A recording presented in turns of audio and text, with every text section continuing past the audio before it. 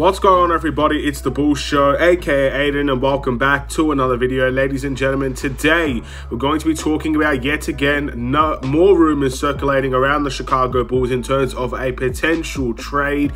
I'm not sure why this player is really being mentioned with the Chicago Bulls. I guess you can kind of link some things to it, the fact that he's from Chicago first and foremost, but the player that we're going to be talking about today is Anthony Davis. Anthony Davis has constantly had articles written about him talking about the Chicago Bulls and everything of that nature. I want to talk about it, take a deeper dive into what Anthony Davis could bring and whether or not the Chicago Bulls should be looking at Anthony Davis as a player that could help the Chicago Bulls team in the long run. But before we get started, please like and subscribe to the Bull Show, turn notifications on, and let me know in the comments below your thoughts about whether or not you would bring Anthony Davis to the Chicago Bulls and what would it take to bring Anthony Davis to the Chicago Bulls. Two very interesting questions, and ultimately, I'm not really sure what the answer would be. Anthony Davis is one of the most intriguing players in the league right now. Unfortunately, he's had a lot of years of being relatively unhealthy throughout the NBA, which you could put down to maybe, I guess, how many injuries he's had over the course of multiple years. That's now playing a factor. I'm not sure what it is, but unfortunately Anthony Davis has just not been able to keep himself healthy. And it's not even being able to keep himself healthy, it's the fact that he's not been healthy at the most crucial times in the NBA season. But last season he played 40 games for the LA Lakers, and his season averages was 23.2 points per game, 9.9 rebounds, 3.1 assists, shooting 53.2% from the field, only 18.6% from the three-point line. That is usually not the percentage that he usually shoots at. His career average from the three-point line is around 30% from three. So it's a decent stat line for Anthony Davis, let's be honest, and we all know what Anthony Davis brings to the table. He's a great two-way player. He's a very good player in terms of what he's been able to do. He's very mobile. He can play the power forward position. He doesn't like to play the center position, but he can play there as well from time to time. He's good in the post. He's good from the mid-range. He could probably be better from the three-point line, but recent years, only 18% last year, but outside of that, he's shooting around 30% usually, which is not great. Vucevic shoots better from the three-point line than Anthony Davis, but obviously it's not the worst thing either from him. He's good at blocks. He's good at steals as well. He has pretty much the whole package, in my opinion, from a defensive side. He's one of the best defenders in the league, in my opinion. And I think if this was a healthy Anthony Davis, there wouldn't even be a conversation. If we could bring Anthony Davis to this team, we would 100% would probably seek out to do that.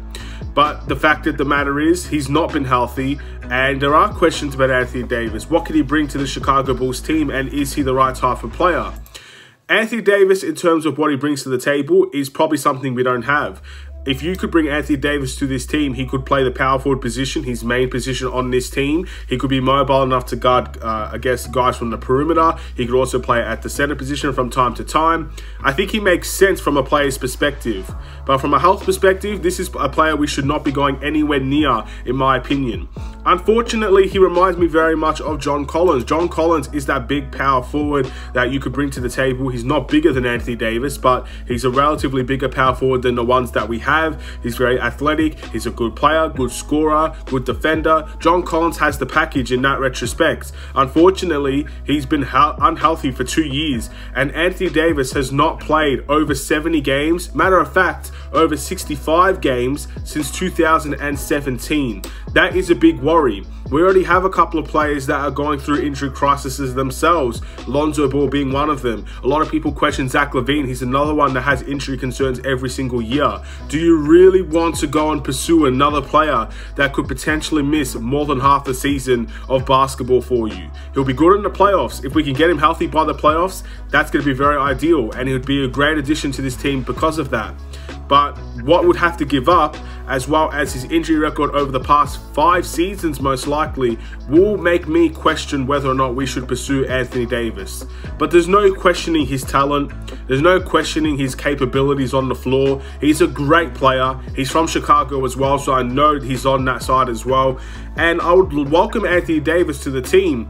I would like to see Anthony Davis come in as a free agent, to be honest. I don't really want to see us sacrificing the majority of our team to bring Anthony Davis to the Chicago Bulls. That's my personal opinion. As much as he is a talented player, I just can't get over his injuries. I really cannot. So looking at Anthony Davis's contract situation could very much be where we have our answers, and maybe the future in which we could bring Anthony Davis to the Chicago Bulls. So Anthony Davis will basically be an unrestricted free agent in 2025, very similar to Giannis, I believe, as well, around the same time frame. By that time, Anthony Davis will be a little bit older, ladies and gentlemen. Again, think pretty much 3 years down the line. I think he'll be 31 or 32 years old. I'm sure you guys can have the exact date and timeline there. He could still very much be a good player, but this also gives us a chance. For example, if he has a healthy season next year, let's say he plays 75 games, 80 games, something like that, plays 70 games even if it's 60 games, because the last 2 years he's only played 40 and 36 games respectively. He bumps that up to 60 games, then I think the likelihood of probably me wanting Anthony Davis on this team would increase dramatically. We just need to see a healthier season from him. I don't think this is the right time to get Anthony Davis. And what we would have to give up will probably be, in my opinion, the reason why I wouldn't pursue Anthony Davis. If we could give up peanuts to get him, I would do it in a heartbeat. But you're probably going to give up DeMar DeRozan. You're probably going to give up Nikola Vucevic. You may even give up Patrick Williams, and alongside draft compensation for Anthony Davis. Let's not forget what Rudy Gobert went for. Let's not forget what KD and the Nets were demanding for Kevin Durant. All these things are being looked at. All these things are being targeted. The Lakers will know exactly what they would want from Anthony Davis. They would want multiple draft picks because they know LeBron's not going to be there forever. They would want a star or a potential star in Patrick Williams, and they would want DeMar DeRozan to go and win a championship now. And they've been crying out for a center for a long time that isn't Anthony Davis either. So they would want all those players. Would we really give up all those players for Anthony Davis? A guy that could potentially not play a lot of the season? I don't think we would do that. If we wouldn't do that for Kevin Durant, why would we do that for Anthony Davis, who is arguably worse in terms of his injury record over the past couple years? And that's saying something, because Kevin Durant has missed a lot of time for the Brooklyn Nets and for previous teams as well. It's an interesting conversation, but I also don't think the Lakers want to give up Anthony Davis. I honestly feel like the biggest reason for the Lakers not winning a championship is obviously that they have a team that was really old at the time. We saw that with Cleveland when LeBron added all these talented guys, but they were older. Not really, I guess, there was no young spark in that team.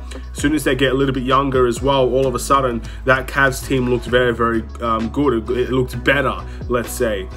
The Lakers were really old last year, and we all knew that, and we all knew it'd be their downfall, and that's exactly what it turned out to be.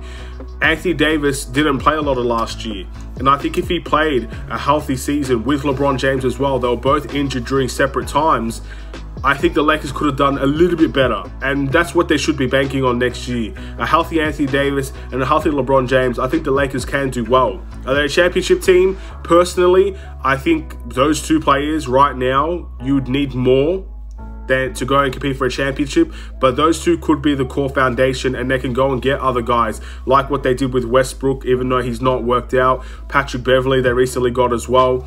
Maybe there's a conversation to be had. I don't think the Lakers are title contenders, but they've got two players there. They need to work around them, in my opinion. I don't think their mindset should be trading Anthony Davis right now. But it all depends on really who would have to sacrifice. Basically, if we could not give Zach or DeMar or Lonzo, because I think those three are really big important factors. Even Vucevic, I'd really consider not giving him up, but maybe you'd have to for that type of deal. And Patrick, again, there's so many guys I wouldn't really want to give up. I guess we'd wait and see. I honestly don't know what I would give up for Anthony Davis. I know he's a generational player, and he's a really good player at that as well.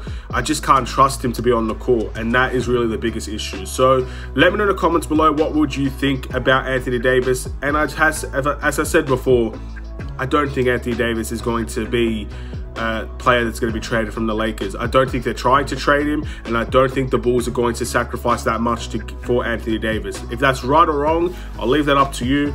I personally wouldn't want to do it, but I know people would, and that's perfectly fine. I think there are a lot of Anthony Davis fans, especially in Chicago as well.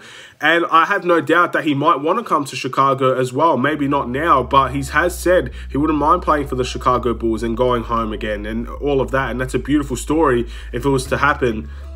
I don't know. I think maybe free agency might be the key there. Maybe Anthony Davis will want to move away from the Lakers in 2025, and maybe we could probably bring him in. Maybe that's the target as well. We'll wait and see. But thank you for watching. Please like and subscribe if you're new. I'll see you in another Chicago Bulls video, ladies and gentlemen. Have a wonderful and safe day. Stay safe, stay healthy, stay tuned for more. Take care.